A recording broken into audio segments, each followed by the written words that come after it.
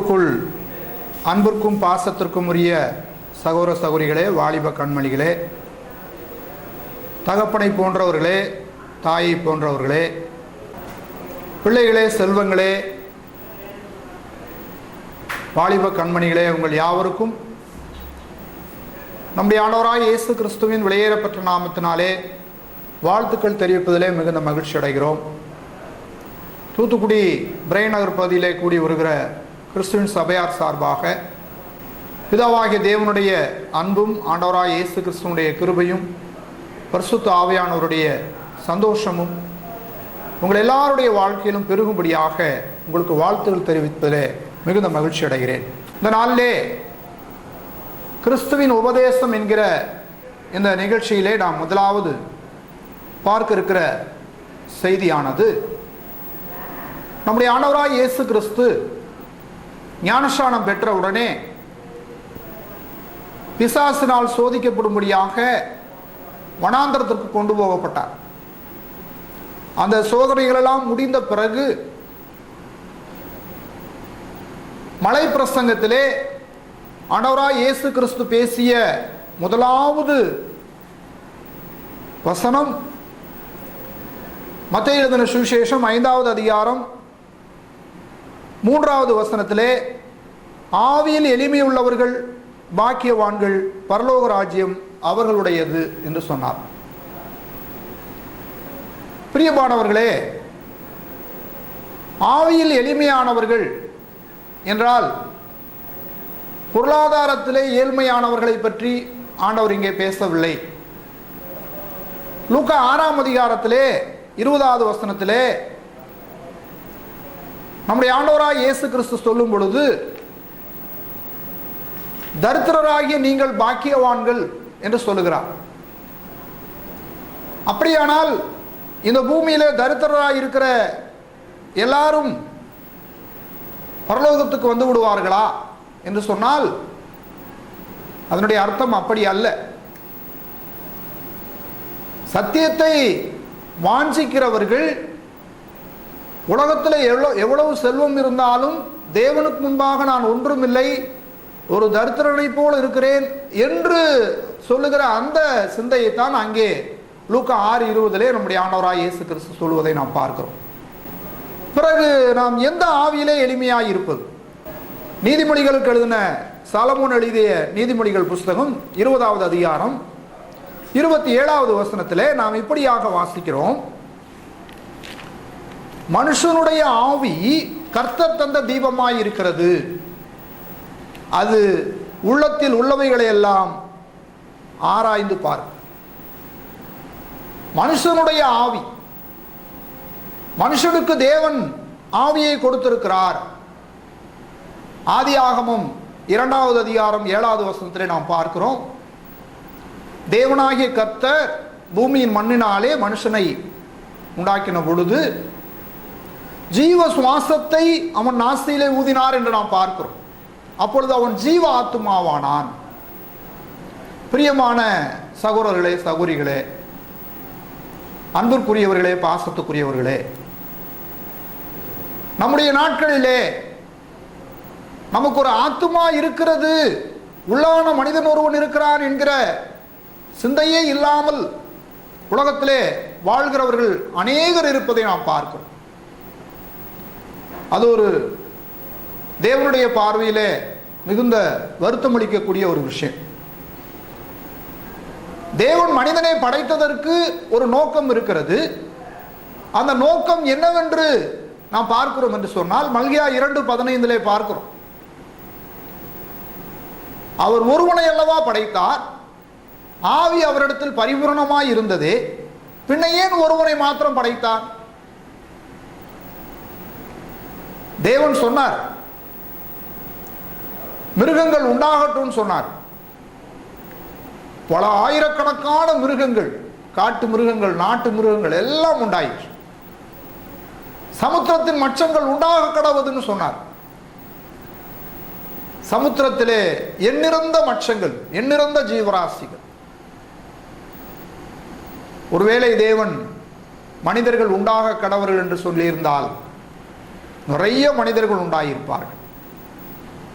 ஆனால் தேவன் அப்படி சொல்லாமல் பூமியின் மண்ணினாலே ஒரு முழு உருவத்தை செய்து ஒரு மனிதனை படைத்தார். ஆதாம் என்கிற ஒரு மனிதனை படை. அதனுடைய ஞான அர்த்தம் என்ன? தேவன் தமது சாயலில் மனிதனை உண்டாக்கினார். ஆக தேவ சாயலில் உண்டாக்கப்பட்ட மனிதர்கள் தேவன் என்ன நோக்கத்திற்காக மனிதர்களை உண்டாக்கினாரோ அந்த நோக்கத்திற்காகத்தான் இன்றைக்கு நாம் வாழ்ந்து கொண்டிருக்கிறோமா? பிரியமானவர்களே, தேவ பக்தியுடைய சந்ததியை பெறும்படியாக மனித இனத்தை தேவன் உண்டாக்கினார். ஒருத்தர் புதிதாக ஒரு கார் வாங்கினார். அதை டவுன்ல ஓட்டி பார்க்கறதுக்காக வந்தபோது நிறைய அந்த போக்குவரத்து நெரிசல்ல வேகமா வாகனத்தை இயக்க முடியல. பல சிக்னல்கள், நிறைய எதிரும் குறுக்கும் நெடுக்குமாக வருகிற வாகனங்கள், மெதுவாக ஓட்டிகிட்டே போனார். சிட்டி லிமிட்டை தாண்டின உடனே பைபாஸ் ரோடு கிடைச்சது. வேகமா போறாருங்க. ரோடு நல்லா இருக்குன்னு வேகமா பிரயாணம் போனார். ஓட்டுறதுக்கு நல்லா லகுவாக இருக்கிறது. புது வாகனம், உள்ள ஏசி வேற, நல்லா ஜில்லுன்னு ஸ்டாரிங்ல தாளம் போட்டுக்கிட்டு விசில் அடிச்சுக்கிட்டு ஜாலியா ஓட்டிட்டு போறார். அந்த வாகனத்தை இயக்குகிற அந்த சந்தோஷத்துல, சொகுசுல தாம் போக வேண்டிய இடத்தை அவர் மறந்து விட்டார். திடீரென்று வாகனத்தை நிறுத்தி கொஞ்ச நேரம் பார்த்தார், எதிர யாரும் வரல. திடீர்னு ஒருத்தர் அந்த வழிய ஒரு டூ வீலர்ல வந்தவரை நிறுத்தி, ஐயா அங்க வாங்க, அந்த ஊருக்கு போக வேண்டியிருக்கு, அந்த ஊர் எங்க இருக்கு? அவர் சொன்னாரு, அந்த ஊருக்கு நீங்க இன்னும் 1 மணி நேரம் நீங்க வந்த வழியே திரும்ப போகணும். அதாவது அந்த பயணம் நன்றாயிருக்கிற வேகத்துல எங்கே போக வேண்டுமோ அங்கே அந்த மனிதன் இடத்தை மறந்து விட்டான். அதுபோல நம்முடைய வாழ்க்கையில தேவன் நமக்கு என்ன சிந்தையை கொடுத்திருக்கிறார், எதற்காக நாம் இந்த பூமியில தேவனுடைய பிள்ளைகளாக இருக்கிறோம் என்பதையெல்லாம் மறந்து மனிதர்கள் இன்றைக்கு என்ன செய்துட்டு இருக்கிறாங்க? தேவனுக்கு பிரியமில்லாத ஒரு காரியத்தை, தேவனுக்கு பிரியமில்லாத ஒரு வாழ்க்கையை அவர்கள் வாழ்ந்து கொண்டிருக்கிறார்கள் நாம் பார்க்கிறோம். தேவன் படைத்த போது மனிதனுக்கு இருந்த அந்த ஆவியின் எளிமை இல்லையே. மனத்தாழ்மை, ஆவியின் எளிமை அது இல்லையே. லூக்கா 15ஆம் அதிகாரத்தில் 10வது வசனத்திலிருந்து 9-10 வசனங்களை நாம் பார்க்கும் பொழுது, ஒரு ஸ்திரீ 10 வெள்ளிக்காசுகளை உடையவளாய் இருந்து அதில் ஒன்று தொலைந்து போனால் வீட்டை பெருக்குவாள், விளக்கை கொளுத்துவாள், அந்த வெள்ளிக்காசை கண்டுபிடிக்கும் அளவுக்கும் அவள் தேடிக்கொண்டே இருப்பாள் என்று நாம் பார்க்கிறோம். அதுபோல பிரியமான சகோதரர்களே, சகோதரிகளே, நம்மிடத்திலே தொலைந்து போன அந்த ஆவியில் எளிமை, இந்த உலகத்தில் இப்படித்தான் வாழ வேண்டும் என்கிற ஒரு சில பழக்க வழக்கங்களிலே நாம் சிக்குண்டு அந்த மனத்தாழ்மை இழந்து ஆவியில் எளிமை என்றால் என்னவென்றே தெரியாத நிலையிலே நாம் வாழ்ந்து கொண்டிருக்கிறோம்.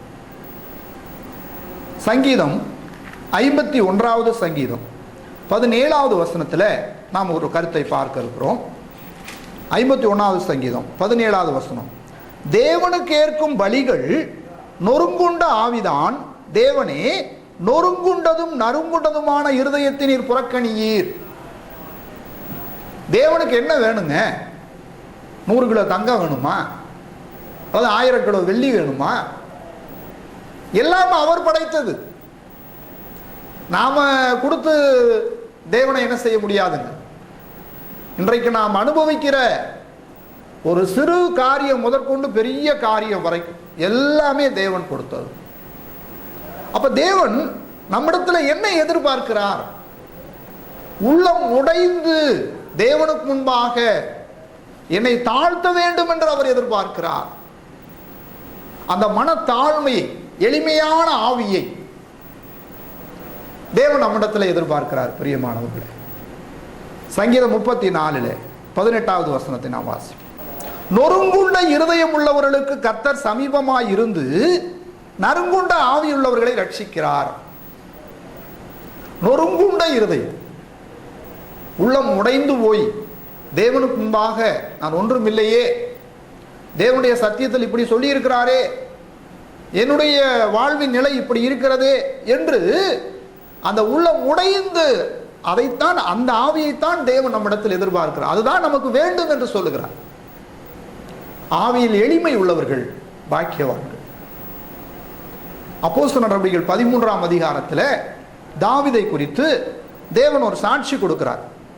பின்பு என்ன சாட்சி கொடுக்கிறார்? அப்போஸ்தலர் 13:22 பின்பு அவர் அவனை தள்ளி தாவீதை அவர்களுக்கு ராஜாவாக ஏற்படுத்தி ஈசாயின் குமாரனாகிய தாவீதை என் இருதயத்துக்கு ஏற்றவனாக கண்டேன். இஸ்ரவேல் தேசத்தில், யூதா தேசத்தில் எவ்வளவோ ராஜாக்கள் வந்தார்கள். சவுல், சாலமோன், எரோபயாம், ரெகோபயாம், எவ்வளவோ ராஜாக்கள் வந்தார்கள். இந்த சாட்சி, தாவீதை போன்ற என் இருதயத்துக்கு ஏற்றவன் என்று சொல்லுகிற அந்த ஒரு சாட்சி வேறு எந்த ராஜாவுக்காவது தேவன் கொடுத்திருக்கிறார்களா? என்ன காரணம்?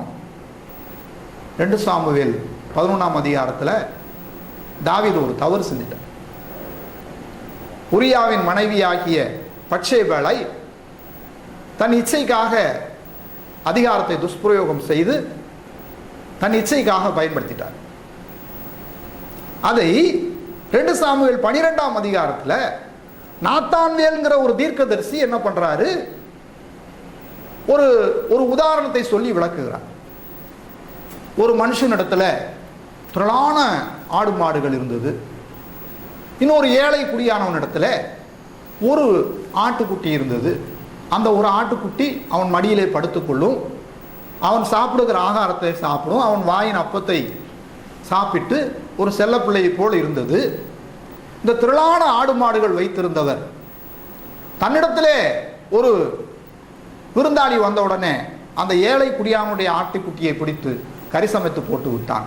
உடனே தாவீது கோவப்பட்டு சொல்லுவார், யார் அந்த மனிதன்? அவன் கொல்லப்பட வேண்டும். நாத்தான்வேல் சொல்வார், நீர்தான் அந்த மனிதன், நீர்தான் அந்த மனிதன்.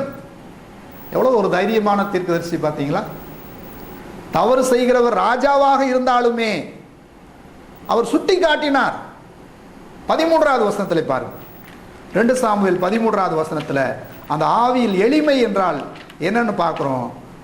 2 சாமுவேல் 12ஆம் அதிகாரம் 13வது வசனம். அப்பொழுது தாவீது நாத்தானிடத்தில் நான் கர்த்தருக்கு விரோதமாய் பாவம் செய்தேன் என்றான். என்னங்க, என்ன ஒரு மனத்தாழ்மை பார்த்தீங்களா?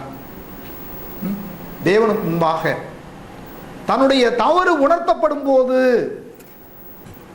என்னுடைய குற்றம் வேத வசனத்தில் சுட்டி காட்டப்படும் பொழுது நான் என்னை தாழ்த்துகிறேனா? நான் தேவனுக்கு விரோதமாக பாவம் செய்து விட்டேன் என்று என்னை நான் ஒத்துக்கொள்ளுகிறேனா? ஆவியில் எளிமை அதுதான். அந்த ஆவியில் எளிமையைத்தான் தேவன் நம்மிடத்தில் எதிர்பார்க்கிறார். இன்றைக்கு நிறைய பேர்ட்ட இல்லாத விஷயம் அதுதாங்க. எனக்கு நிறைய சத்தியம் தெரியும், நான் நிறைய பிரயாணங்கள் செய்திருக்கிறேன், எனக்கு அவரை தெரியும், இவரை தெரியும், எல்லாம் சரிதான். பிரியமான சகோதரர்களே, சகோதரிகளே, 1 யோவான் 1ஆம் அதிகாரத்தில் 9-10 வசனங்களை நாம் பார்க்கிறோம். நம்மில் பாவம் இல்லை என்று சொல்வோமானால் நம்மை நாமே வஞ்சிக்கிறவர்களாய், சத்தியம் நமக்குள் இராது, நாம் பொய் சொல்லுகிறவர்களாய் இருப்போம்ங்கிறார். அப்போ நம்முடைய நிலையை உணர்த்துவதற்கு, நம்ம சின்ன பிள்ளைகளா இருக்கும்போது அப்பா அம்மா கண்டிச்சாங்க, நீ செய்யறது தப்பு, நீ பேசுறது தப்பு, நீ நடக்கிறது தப்புன்னு சொன்னாங்க. இப்பொழுது நமக்கு நம்முடைய பரமபிதா இந்த வேத வசனங்களைத்தான் நமக்கு கொடுத்திருக்கிறார். அப்போ வேத வசனங்களிலே நம்முடைய குற்றங்கள் உணர்த்தப்படும் பொழுது மனத்தாழ்மையோடு நான் கர்த்தருக்கு விரோதமாக பாவம் செய்தேன் என்று நம்மை தாழ்த்துகிற சிந்தை இருக்குமே, ஆனால் நீங்கள் பாக்கியவான்கள். தேவனுக்கு முன்பாக நான் ஒன்றும் இல்லை என்று சொல்லுகிற அந்த ஒரு மனத்தாழ்மை. அப்போஸ்தலனாகிய பவுல் பிலிப்பியர் 3ஆம் அதிகாரத்தில் பார்த்தீங்கன்னா தெரியும், 8ஆம் நாள் விருத்த சேதனம் பெற்றவர், எபிரேயர் பிறந்த எபிரேயன், நியாயப்பிரமாணத்தின்படி குற்றஞ்சாட்டப்படாதவன், பக்தி விருத்திக்காக சபையை துன்பப்படுத்தினவன், பென்யமின் கோத்திரத்தை சேர்ந்தவன், ரோம பிரஜை. ஒரு யூதனுக்கு என்னென்ன மேன்மைகள் வேண்டுமோ அது அத்தனையும் அப்போஸ்தலனாகிய பவுலிடத்தில் இருந்தது. கமாலியலிடத்திலே பாடம் படித்தவன். எவ்வளவு அவருக்கு யோகித அம்சங்கள் பாருங்க. இதெல்லாம் யூதர்களுக்குள்ளே மிகவும் பிரபலமாக எல்லாருக்கும் இருக்க வேண்டிய ஒரு மதிக்கப்பட வேண்டுமானால் அது அத்தனையும் வேணும். பாலஸ்தீன தேசத்தில் எருசலேமில் அது அத்தனையும் உடையவராக இருந்தார்.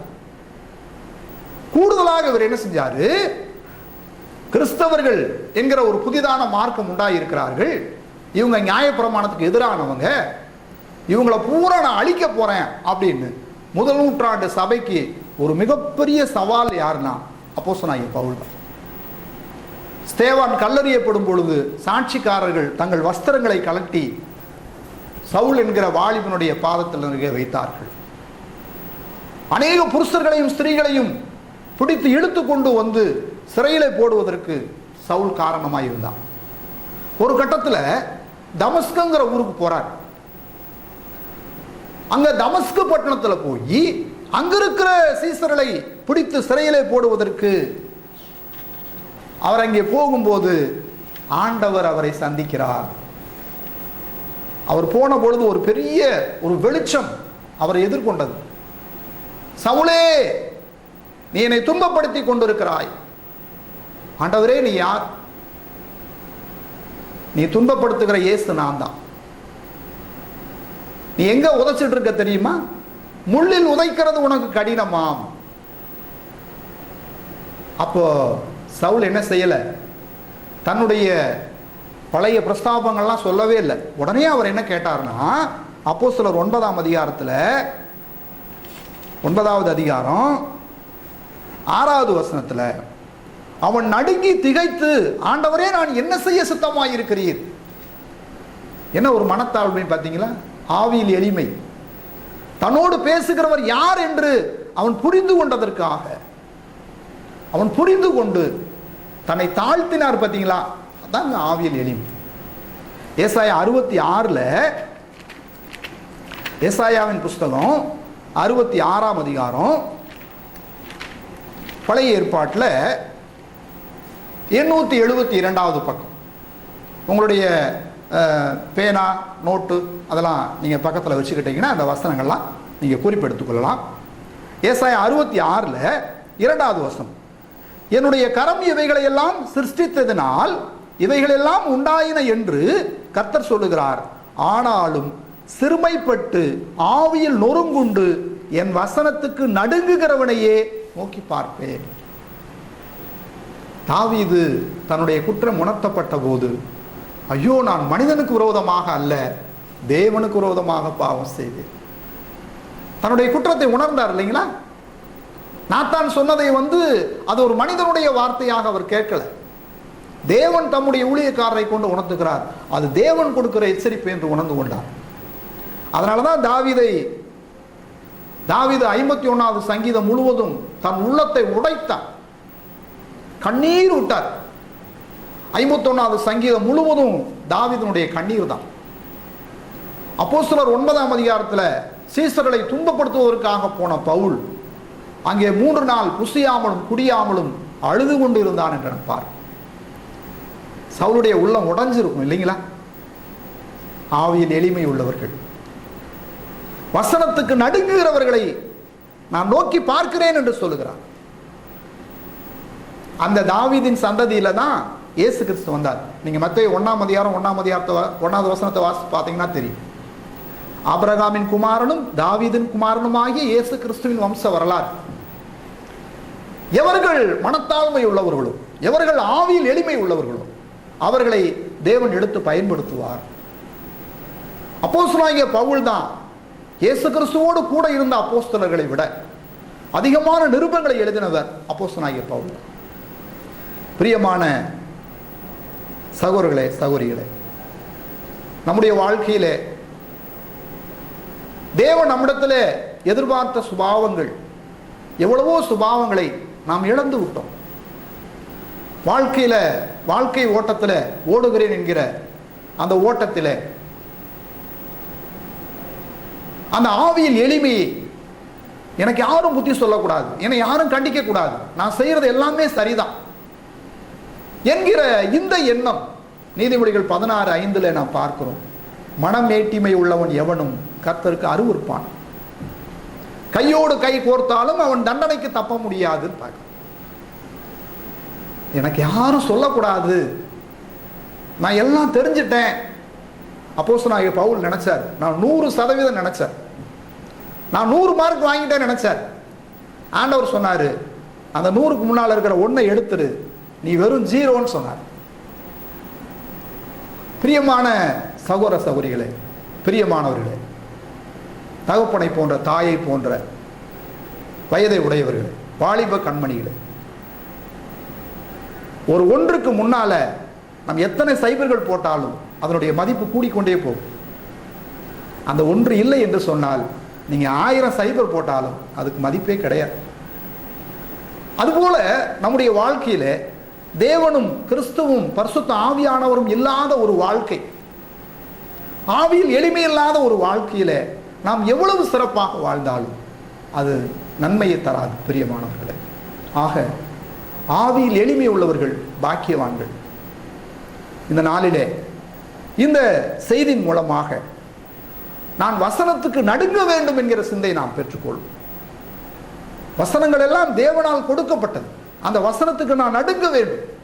நீங்கள் வசனத்துக்கு நடுங்குகிற சிந்தை உங்களிடத்தில் இருக்கும் என்று சொன்னால், பிசாசுகள் கூட நடுங்குகிறதுன்னு பார்க்குறோங்க, பிசாசுகள் கூட நடுங்குகிறது, ஆனால் அது கிரியை செய்யாது, வெறுமனை நடுங்கத்தான் செய்யும். வெறும் நடுக்க மட்டும் நமக்கு இருந்தா போதாது, அந்த வசனத்தை உள்வாங்கி உள்ளான இருதயத்திலே வைத்து என்னுடைய வாழ்க்கையிலே நான் மாற்றங்களை கொண்டு வருவேன் என்று சொன்னால், நான் முற்றிலும் தேறினவன் அல்ல, நான் கடந்து போக வேண்டியது இன்னும் நிறைய இருக்கிறது, தேவனுடைய சத்தியத்திலே நான் கற்றுக்கொள்ள வேண்டியது நிறைய இருக்கிறது என்று நீங்கள் உங்களை தாழ்த்துவீர்கள் என்று சொன்னால், நிறைய இன்னும் மேன்மையான காரியங்களை நாம் கற்றுக்கொள்ளப் போகிறோம். உங்கள் யாவருக்கும் ஆண்டவராகிய இயேசு கிறிஸ்து நாமத்திலே வாழ்த்துக்கள் கூறி செய்தி நிறைவு செய்கிறேன். நாம் ஜெபிப்போமா? தலைகளை தாழ்த்து. எங்களை நித்தமும் கண்ணோக்கி பார்த்து வழிநடத்தி கொண்டிருக்கிற எங்கள் தூயாதி தூயவரே, இந்த நாளிலே இந்த தொலைக்காட்சி நிகழ்ச்சியின் வாயிலாக உம்முடைய பிள்ளைகளோடு உம்முடைய ஜீவனுள்ள வசனங்களை பகிர்ந்து கொள்ள எங்களுக்கு நீர் கொடுத்த நல்ல வாய்ப்புக்காக நன்றி சொல்கிறோம். கேட்ட உம்முடைய பிள்ளைகளை ஆசீர்வதிங்க தகப்பனே. அவருடைய வாழ்க்கையில் இருக்கிற எல்லா குறைவுகளையும் நீர் நீக்கி அருளுங்க. எங்களுடைய இருதயத்திலே ஆவியில் எளிமை உள்ளவர்களாக இருந்து உம்முடைய வேத வசனங்கள் மூலமாக நாங்கள் உணர்த்தப்படும் பொழுது எங்களை தாழ்த்துகிற சிந்தை எங்களுக்கு தாருங்க தகப்பனே. நாங்கள் 100% கற்றுக்கொண்டவர்கள் அல்ல, நாங்கள் இன்னும் கடந்து போக வேண்டியது நிறைய இருக்கிறது என்கிற அந்த மனத்தாழ்மை இந்த நாளில் அணிந்து கொள்ள எங்களுக்கு உதவி செய்தருளுங்க. உம்முடைய வசனங்களுக்கு நடுங்கி தேவரீர் உம்முடைய சமூகத்துக்கு முன்பாக எங்களை தாழ்த்துகிற சிந்தை எங்களுக்கு தாருங்க.